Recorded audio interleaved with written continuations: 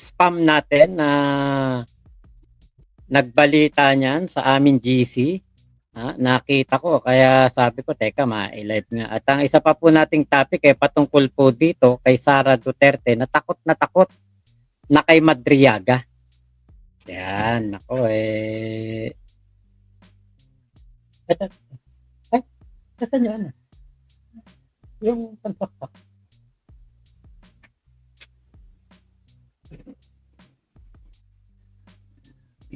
Nakita nga po natin dito kaya Food Genius na talagang sisabi po merong pulis na nakaharap sa kanya at parang binabasahan na siya ng Miranda rights. Ayan. So ito lang patunay na lahat ng gumagawa ng kabulastugan, scammer o kung ano man ang illegal na iyong ginagawa, wala ka talagang ligtas dito sa gobyerno ni PBBM. At ayan nga po, kung makikita po nyo dyan ay, ayan. Etong si Dasabi Filipino Lawyer ay nahuli nga daw po. Okay, eto. Sabi ni Food Genius diyan sa kanyang post, nasa ano daw po ito? Oh, anong nangyari? Ayan. Ito daw po ay nasa pangangalaga ngayon ng CIDG Imus Cavite. Para daw po sa mga nais mag-file ng kaso o reklamo laban kay Susan Morin Yance, kilala rin bilang Maria Sabien Lebiste, Dasabi Filipino Lawyer, siya ay kasalukuyang nasa kustodiya ng CIDG sa Imus, Cavite. Ayan, parang anong siya, si Susan Yance dito. Parang malungkot talaga siya. Actually, hinanap ko sa mga sa mga media, mainstream media etong balita na ito pero hindi ko pa siya nakikita. Ayan. Kuya Gary Caba, hello po. Magandang hapon po sa inyong lahat mga tropa Pips Spam. Wala pa po, hindi pa po natin nakikita ito sa mainstream media. Kasi nga po, syempre, hindi naman ganong kasikat. Etong si Susan Yance. Hindi naman siya popular. Hindi katulad ni Kulaong. Malungkot na basahan din siya Miranda. Kala niya si Kulaong lang mababasahan Yun. Ang natawa nga ako kuya kasi etong si Kulaong credit grab kagad ang ginawa. Parang ang dating siya ang nakapagpahuli dito kay Susan Yance na alam naman nating hindi.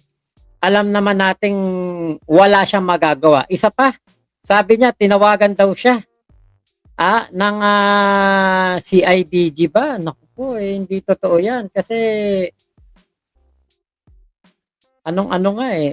ilag na nga kay Kulaong etong mga na ito, mga taga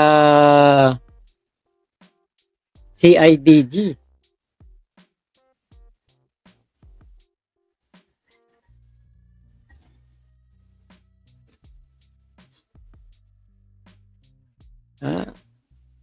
Kaya po tayo hindi talaga maniniwala diyan kay Kulaong. Sinungaling yan Wala siya kinalaman diyan. Alam ko si Kayo at Yulin ang taga Cavite, si Kayo, di ba boss? Hindi ko po alam kung taga saan si Kayo. At tingin ko etong paghuli na ito kahit sila Kayo siguro wala ding kinalaman dito kasi CIDG so ibig sabihin may legit na na complaint dito kay Dasabi Filipino Lawyer at ito po ay hindi po siguro din mabibigyan ng kumbaga parang pagkakataon na mayroon pong mga influencer na makaano dito, makaapekto dito. Ito ay legit na kilos ito ng CIDG. Kahit sinong influencer, tingin ko wala pong dito, kahit sino influencer, tingin ko wala pong naging partisipasyon dito kasi nga po CIDG. Pwera na lang kung talagang nilakad. O kaya kumbaga inasikaso katulad ni Makagago. Kasi hindi naman natin nakitang naglakad ng ganyan si Kayo. Kahit si Yulen. Si Yulen nasa ibang bansa eh. Kaya tingin ko ito po ay mga mismo na CIDG may legit na complaint at kanila pong siguro nalabas mga nakarang araw may naglabas ng warrant of arrest. Merong nagdemanda dito kay Susan Yance, legit na demanda. Kaya po ganyan ang nangyari, nahoyo. Sa bagay, baka matagal na tiniktikan ng CIDG yan. Yun. Oo, pwede pong ganon. Kuya Ramil Cruz, hello po Saka tingin ko, ito ay merong nagkaso dito kasi Lepiste, gumagamit ng pangalan niya. Baka yun, ang legit na nagdemanda at naipahuli na itong si Susan Yance. Bale, next na madali yung bingot na DDS na nawalan page, kabahan ka na, Sernya. Si Nyernya. Si Nyernya. Kasi nagpe-fake news yun eh. Actually, alam nyo, hindi natatakot yung mga yan sa mga kaso-kaso kahit na makasuhan pa yan dahil sa kanilang pagsuporta kay Digong saka kay Sara. Hindi natatakot yung mga yan. Malaki bayad yan eh. Buti sana kung bayad yan maliit lang na halaga. Pag ikaw nasama sa grupo ni Banat Bay, naku po, laki ng bayad yan. Charles?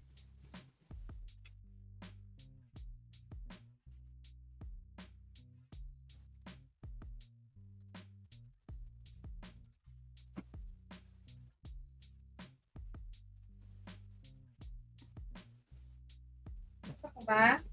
Hindi, dito lang. Wait lang. Okay. Yeah. Okay. Thank you.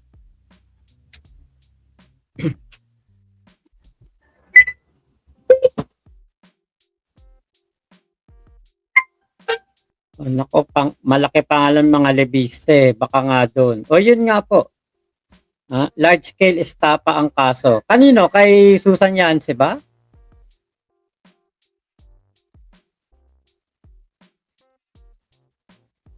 Hindi kasi si Sabi, kahit papaano, alam niya kasi ang kilos ng mga alagad ng batas. Kaya ganyan po siya. Alam niya ang kilos ng alagad ng batas. Kaya kung mapapansin mo naman 'di ba sa mga live niya, yung kanyang mga pagsasalita, para siyang talagang abogado.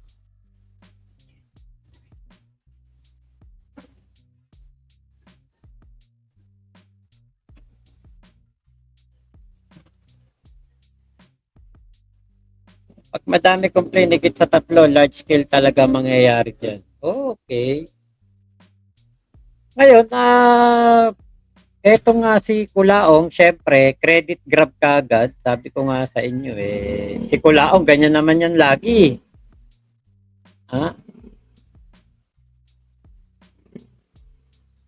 Ganyan naman yan lagi, si Kulaong. Basta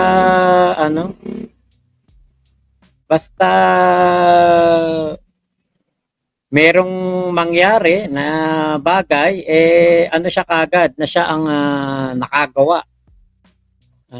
Siya ang nakapagpahuli, mga ganun kagad. Eto. Talaga namang ito po yung bunga ng atin. Maaari tayo po ay naging kasangkapan. Ako po yung naging dahilan para malaman na tinawagan po ako ng isa sa mga kasama natin na kung saan makikita nyo po ay hinuli po kanina. Ayun. So ito, pinagmamalaki ni Kulaong na siya ang nakapagpahuli kay Susan Yance. Hindi nga po tayo naniniwala diyan. Anong kakayahan mo, Kulaong? Sinusuka ka nga ng mga taga CIDG. Tapos sasabihin mo ikaw pa nakapagpahuli. Ano ba 'yan? Okay, eto.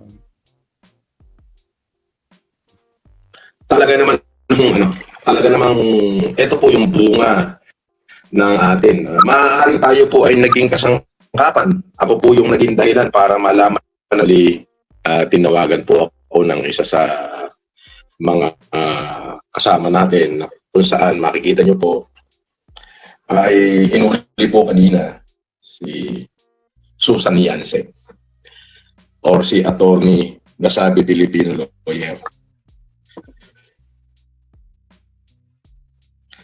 Kung makikita niyo po, ito po, pakita ko na sa inyo.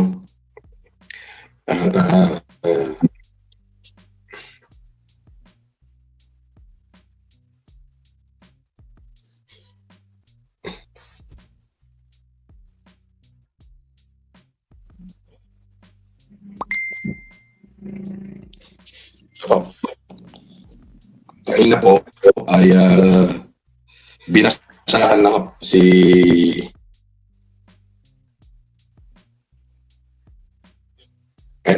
Jaran. Okay. Na-arresto na ho si Gasabi Filipino Lawyer o si Susan Yance.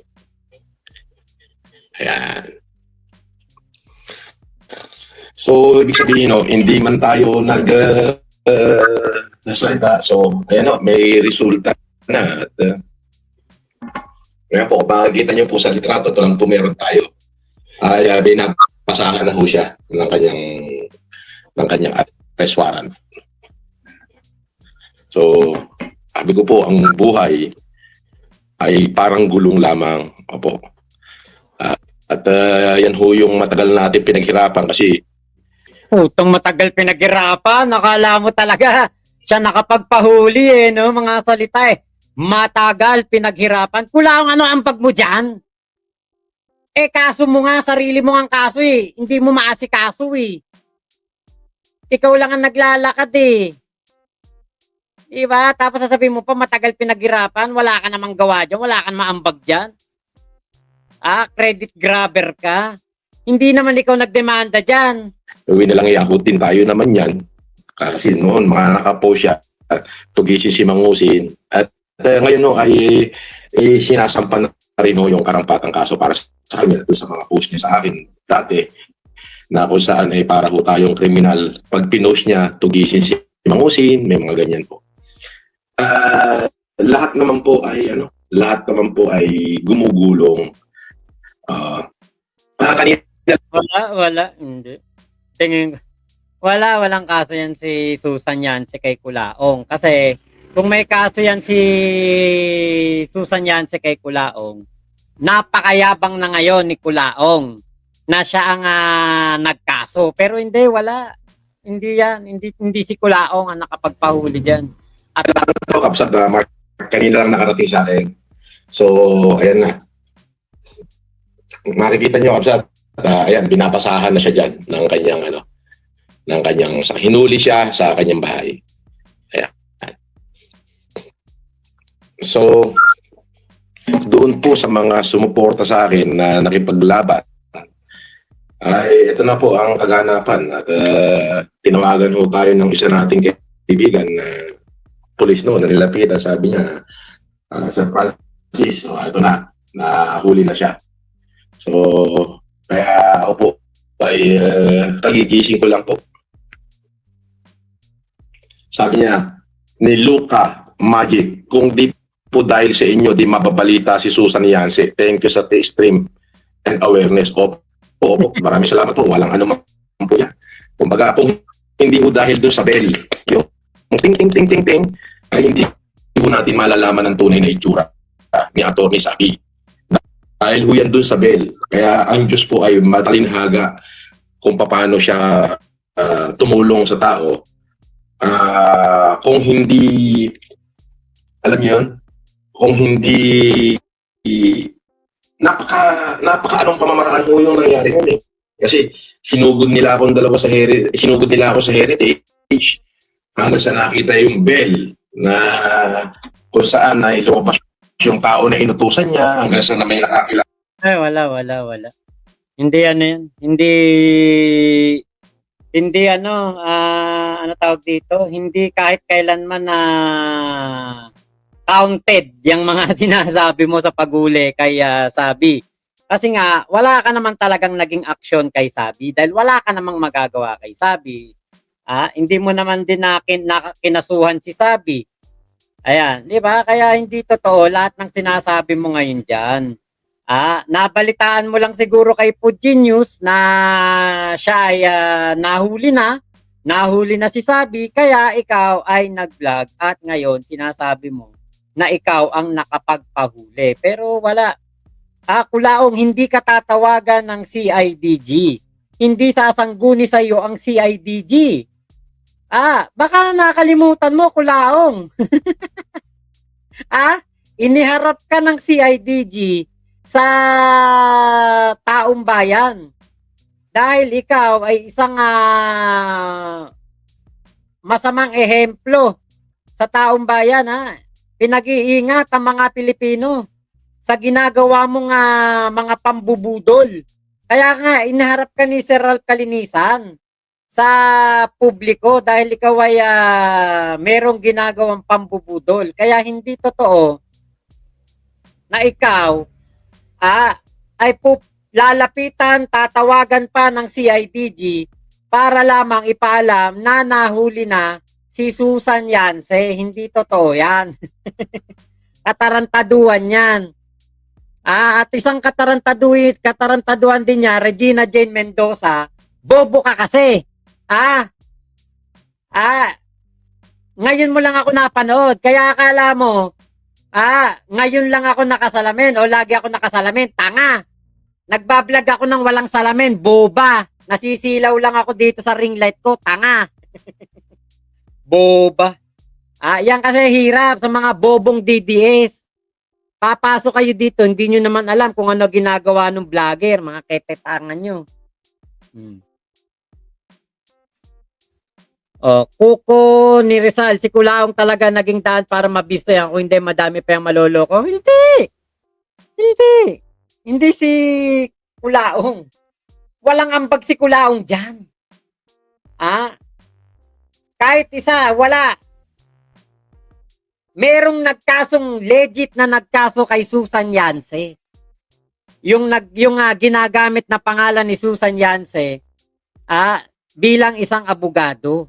Yun ang talagang nagpakulong, nagpahuli dito. Anong ambag-ambag? Anong siya naging daan? Nakita mo ba yung video na pinapakita ni Kulaong na naghahabulan daw dun sa subdivision, papunta na daw? Galing lang din sa YouTube yun. Video ng real estate agent yun. Anong pinagsasabi mong ano?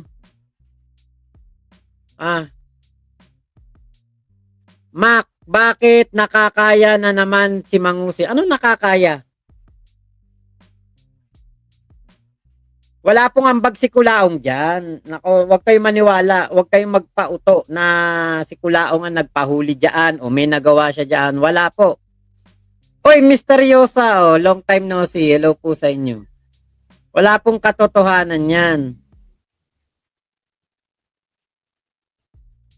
Ayun, Kuya Henry, nandyan na.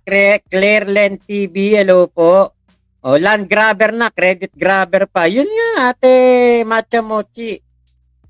Walang ambag si Kulaong dyan. Big Mama, hello po Edmar Corporal, di nga mabilhan ng tsinelas yung tatay niya, nakapaa sa live, tapos ipagyayabang niya, may ambag siya. Wala. Hindi tatawagan ng CIDG yan.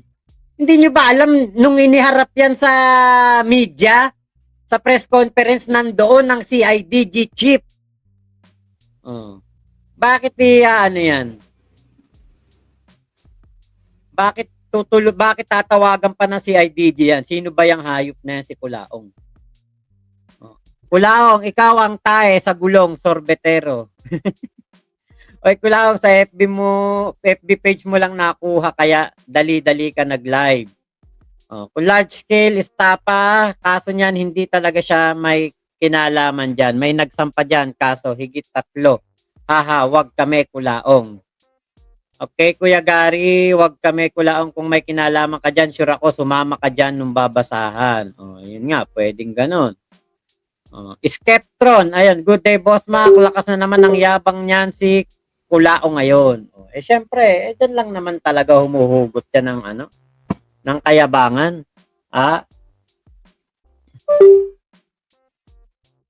Ang ano pa niyan si Kulaong ngayon, akala mo siya talaga nakapagpakulong kay Sabi. Hindi nga ganon. Walang ganon, Kulaong. Wala kang magiging ambag. Law enforcement activity yan Ano ka ba? Kahit na 1% ambag, wala ka dyan. Hindi ka kinikilala ng CIDG dyan. Grabe Mac, yun pala nag-skincare kasi grabe makalait si Sabi kinis ha. Naku, grabe nga.